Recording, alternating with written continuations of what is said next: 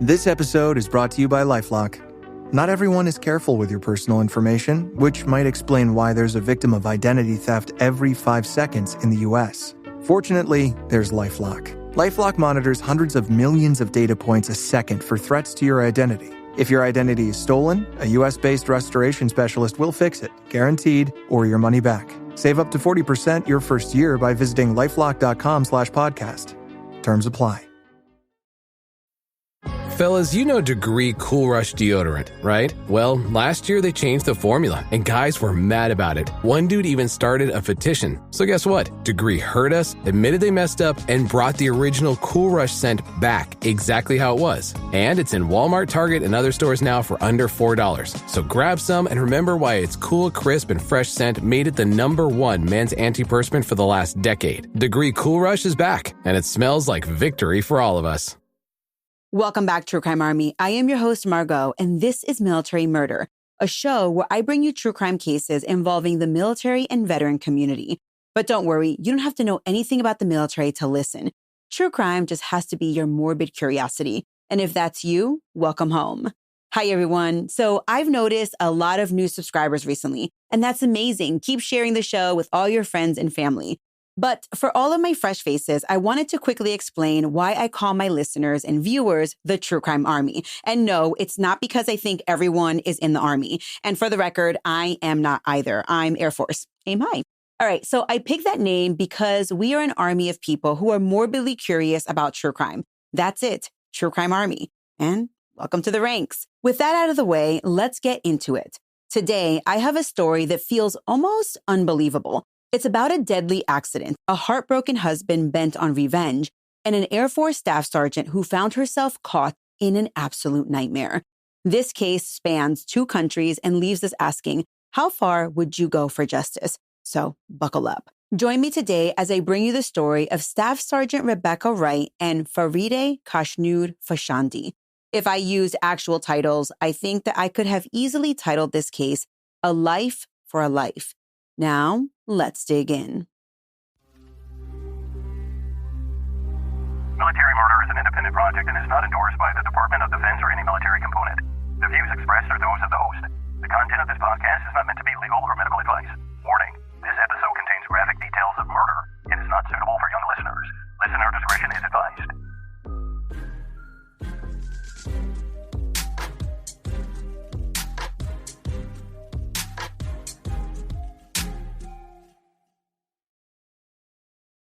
Our story begins in 2023 with a United States Air Force staff sergeant named Rebecca Wright. Rebecca was 24 years old at the time, and she was stationed overseas. She served as a staff sergeant with the 701st Munition Support Squadron at Kleine Brogel Air Base in Belgium.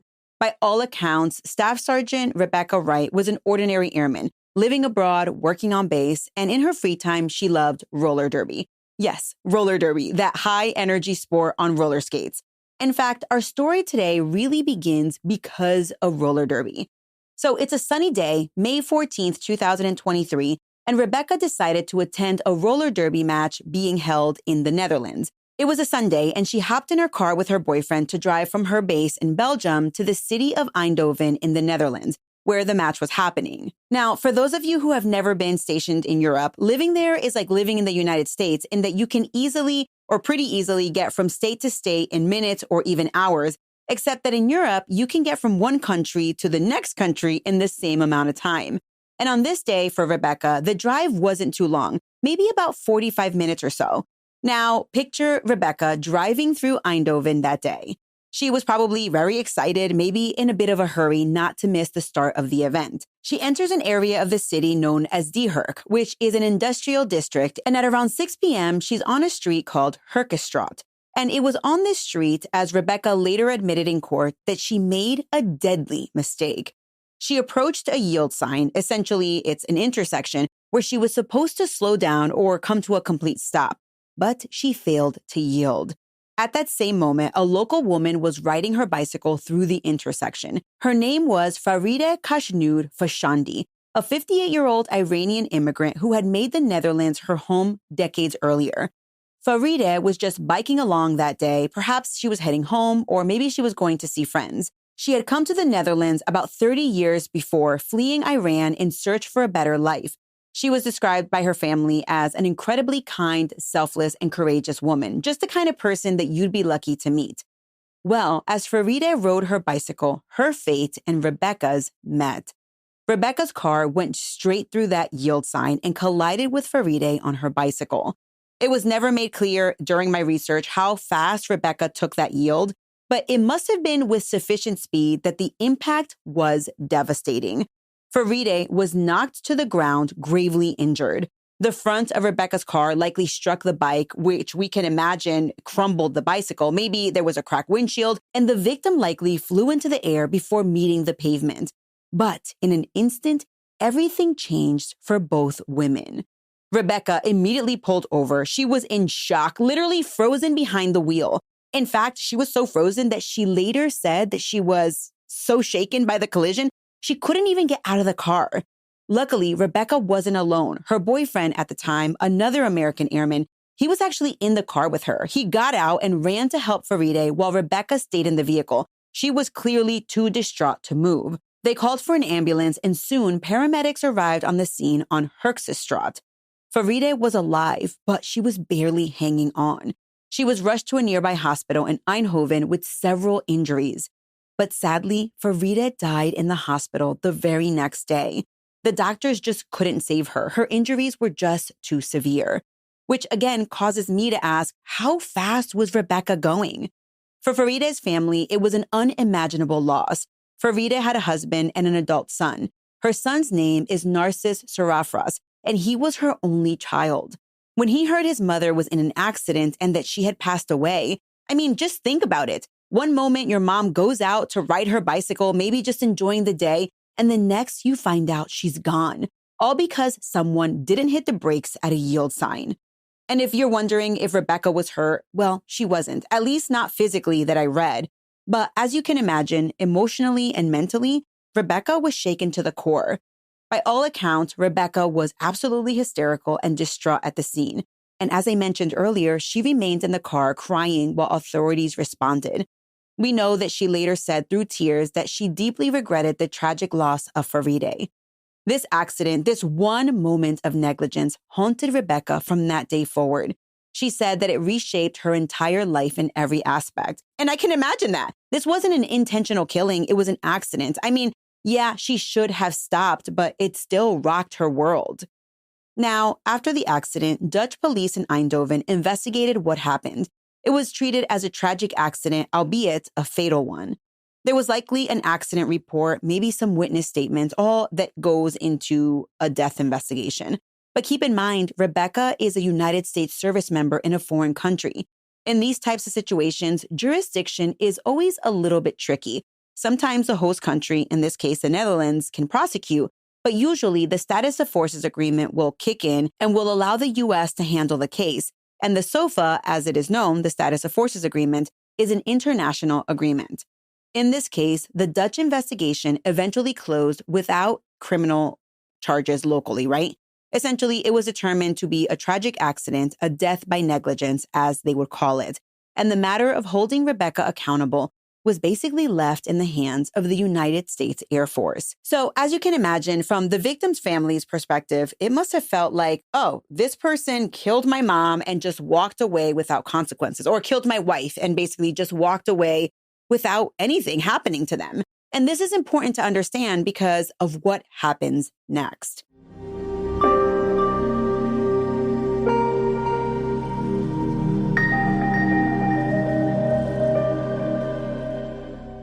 Parents of tweens, if you're familiar with far-off drop-offs... Dad, stop, right here. Or get DMs about what's for dinner, you may be experiencing tween milestones. For your son or daughter, these can start at age 9. HPV vaccination, a type of cancer prevention against certain HPV-related cancers, can start then too. For most, HPV clears on its own. But for those who don't clear the virus, it can cause certain cancers later in life. Embrace this phase. Help protect them in the next. Ask their doctor today about HPV vaccination. Brought to you by Merck. Impact confirmed. The Slayer has been activated. Demonic threat level increasing. Hold the line! All the power of hell cowering. powerful one man. id Software presents Doom, The Dark Ages. Available now on Xbox Series X and S, PlayStation 5, and PC. Rated M for mature. During a victim impact statement that would later be read by Faride's son, Narcissus, he told the court, quote, "I lost both of my parents in less than a year, all due to a single moment of negligence by Miss Wright."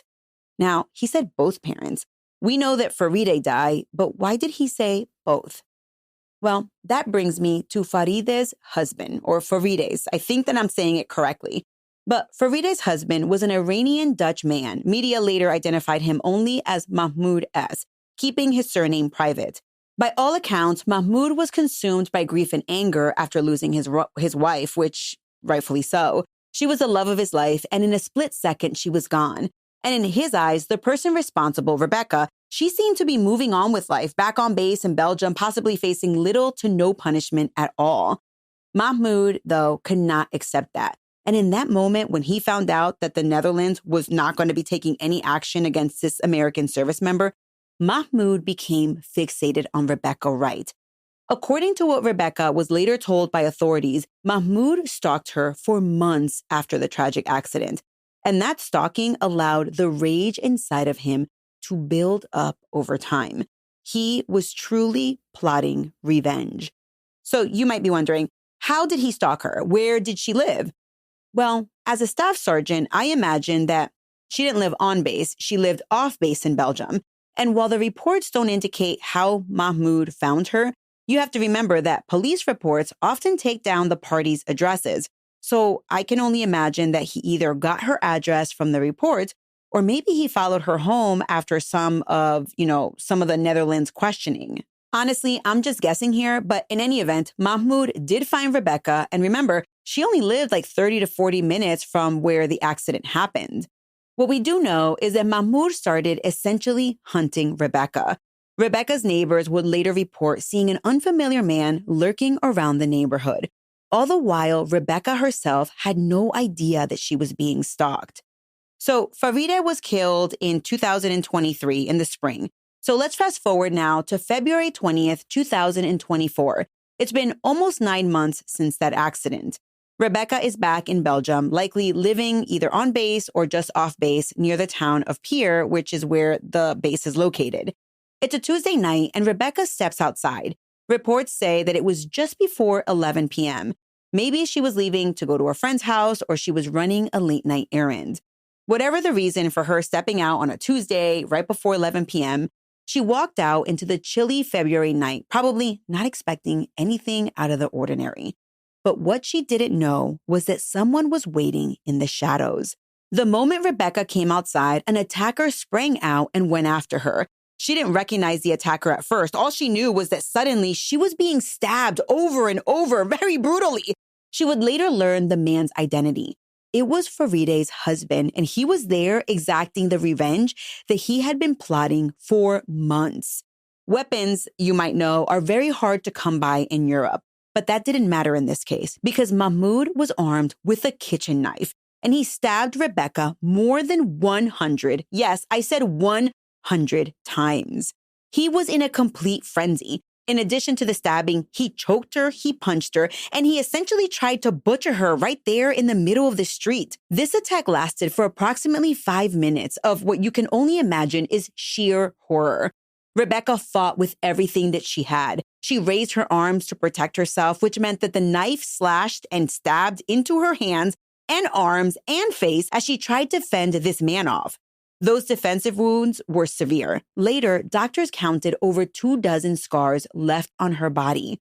As Mahmoud, though, is stabbing Rebecca repeatedly, she is screaming, and those screams, fortunately, attracted attention. Maybe it was because it was 11 p.m. and maybe people were sleeping and they were, jolted awake by these screams, At which point, a local resident nearby heard the screams and immediately called police. Now, I can imagine that Mahmoud at some point either saw or heard the police coming close, right? So he's done what he came to do. He wanted Rebecca dead in what they would later dub a life for a life. That phrase was used by a Belgian newspaper and is exactly what Mahmoud wanted. Mahmoud believed that he was avenging his wife's death by taking Rebecca's life. But before the police or anyone could arrive, he actually fled into the night, leaving Rebecca on the ground, just bleeding out.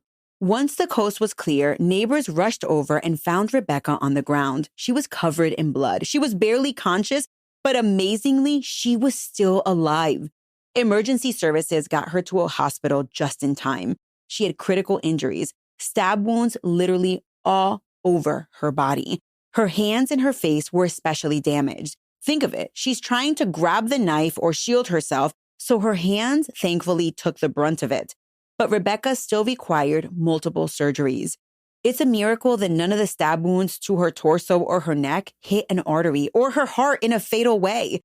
The doctors miraculously saved her life, but recovery was long and excruciating. Meanwhile, Belgian police quickly pieced together what had likely happened. When they spoke to Rebecca once she was stable enough to speak to them, it became clear who was responsible for this attack. This wasn't some random mugging or anything like that. It was targeted. Rebecca knew that Faride's husband might bear a grudge, but I don't think anyone really expected this. After their investigation, Belgium authorities informed Rebecca that the attacker was indeed Faride's husband and that he had been stalking her for months leading up to that attack. And the crazy thing is that after that almost fatal attack, Mahmoud S. was gone with the wind. The police launched a manhunt. Remember, he'd just attempted to kill an American service member on Belgian soil. That's a huge deal. They searched for him across Belgium, and they even alerted authorities in the Netherlands in case he went home. For 2 months, though, Mahmoud evaded capture. Then, in April of 2024, something unexpected happened.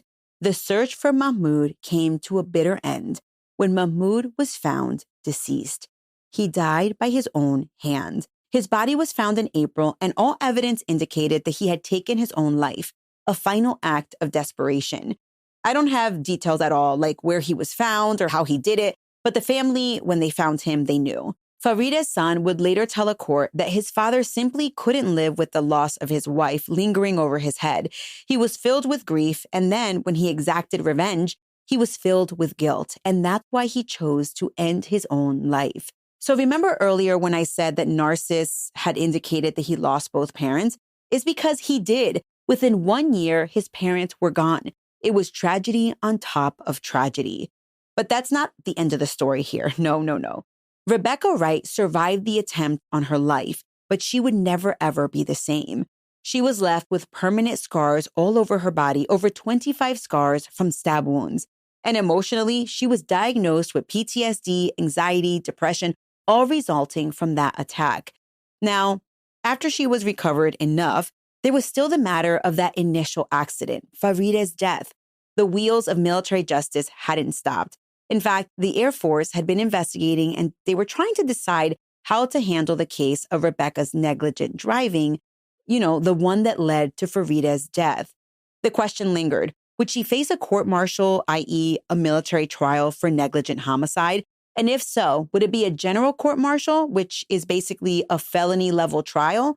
Or would it be a special court-martial, which is more akin to a misdemeanor court? Now, that is an oversimplification of court-martials, but I think you get the picture.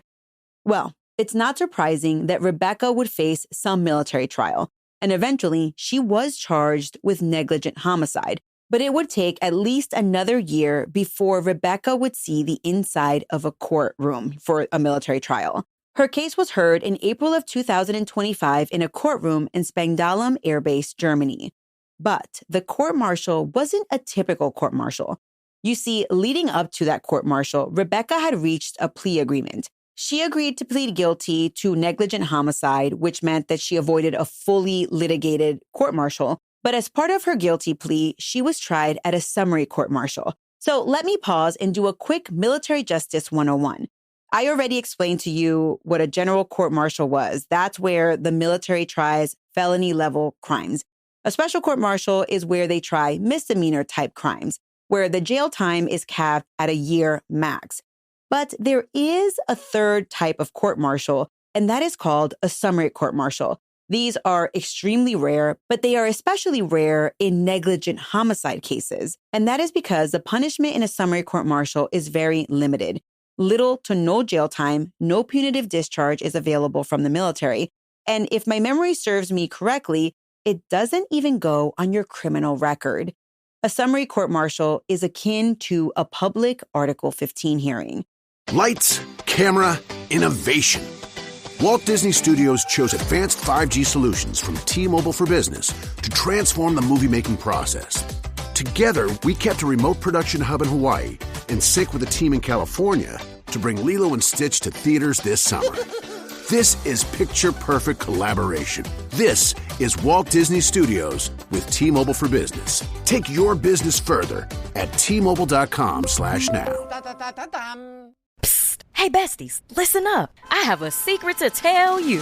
LinkedIn now has improved the job search experience for nurses. Search by your specialty, the shifts you want to work, and the salary that you want to make. With so many employers hiring on LinkedIn, finding the perfect job is even more simplified. So don't spend months searching. Go to linkedin.com/nurses and find out why in the past year, more than 1.5 million nurses have used LinkedIn to search for their next role. That's linkedin.com/nurses.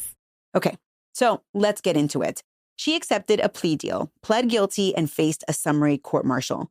So during the sentencing portion of the summary court, the government argued that even though Rebecca took responsibility by pleading guilty, there still needed to be some form of accountability.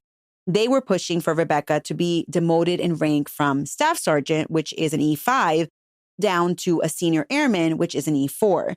The government's stance was that if Rebecca wasn't punished appropriately, it would set a bad example to other service members. Basically, they didn't want it to appear that an airman could kill someone, albeit negligently, and face no real career consequences. But the defense, on the other hand, they had a pretty powerful counter-argument. They highlighted what they called the heinous vigilante attack that Rebecca had already suffered. Think about that. Vigilante actions. In other words, Rebecca had nearly lost her own life and endured a form of street justice far beyond what any court could impose. In a sense, they argued that she had already paid the price. What do you guys think about that? Do you think that that is a fair assessment of what happened in this case? Well, at the trial, it seemed that the judge agreed with the defense's point of view. Colonel Andrew Norton, the military judge, essentially decided that the attack on Rebecca was a form of punishment that he factored into coming up with his own form of punishment, with his own sentence, right? In the end, Rebecca Wright was reprimanded and fined $2,600 as her sentence. There was no jail time, no reduction in rank, just a formal reprimand on her military record and a relatively modest fine.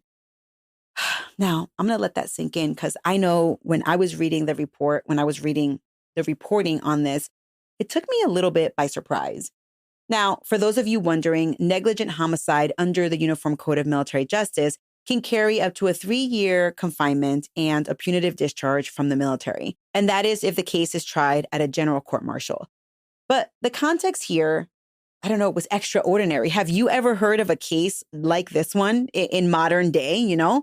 And in handing down his sentence, the military judge explicitly noted that Rebecca had already endured something far worse than what the court could do. And that was that vigilante justice attempt that defense argued about, you know?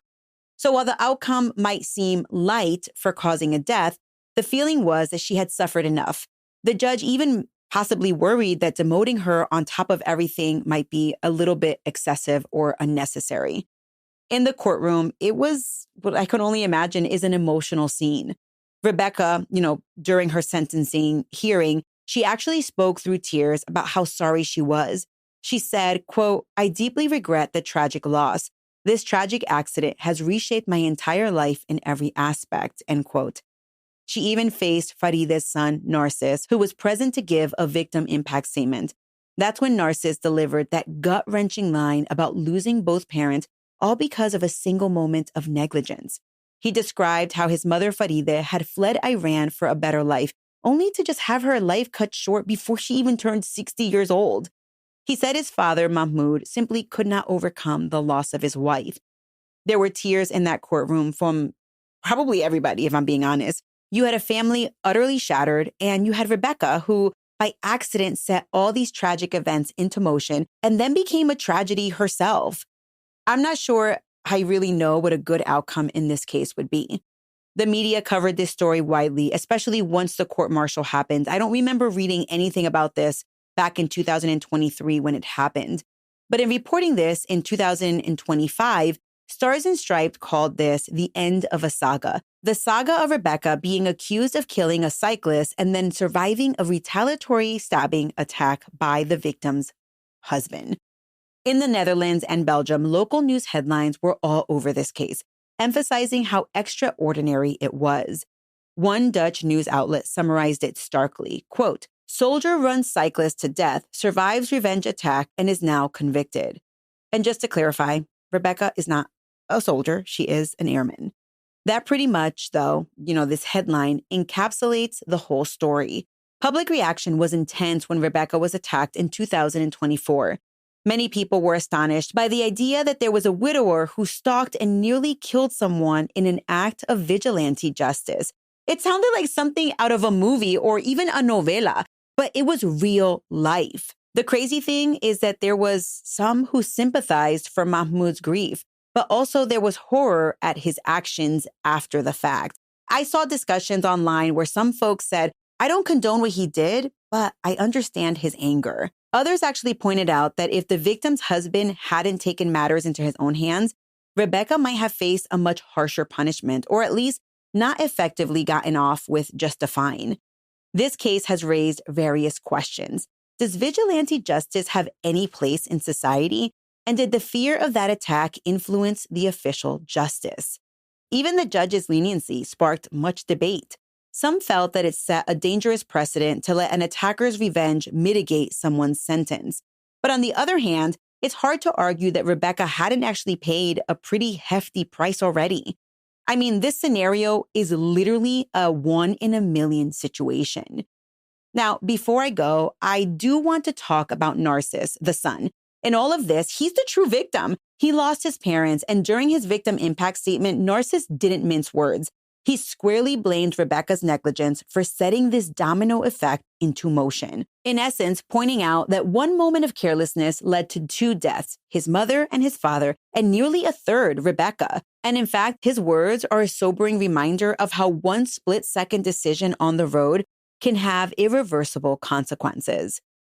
So you might be wondering, where are we now? As of the end of all of this in April of 2025, Rebecca Wright has her freedom and her life, but with scars and trauma that will never let her forget what happened in 2023 and then in 2024. She has to live knowing that her mistake caused a death. Faride Khoshnoud Fashandi is gone, remembered by her friends and family as that kind, courageous woman who saw a better life. And Mahmoud S., in trying to avenge his wife, became a cautionary tale himself, that vengeance can consume you until there's nothing left. This is the kind of story that really makes you hug your loved ones just a little tighter every night.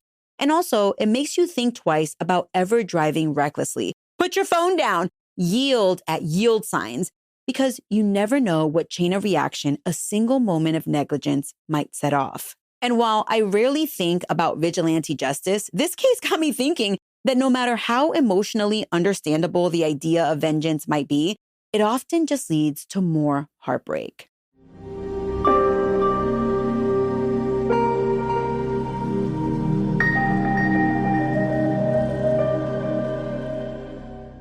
Thank you so much, True Crime Army, for watching and listening to this video. If you want more crime stories affecting the military and veteran community, I have over 200 episodes in my feed, so be sure to click follow and turn on your notifications so you never miss an episode. All right, my sources for this episode included 2 overseas news articles that I had to translate, as well as reporting by European Stars and Stripes. Until next time, remember, you never really know what someone is capable of, so remain vigilant always. You have a fabulous week, and I'll keep digging to bring you the next military true crime story next time.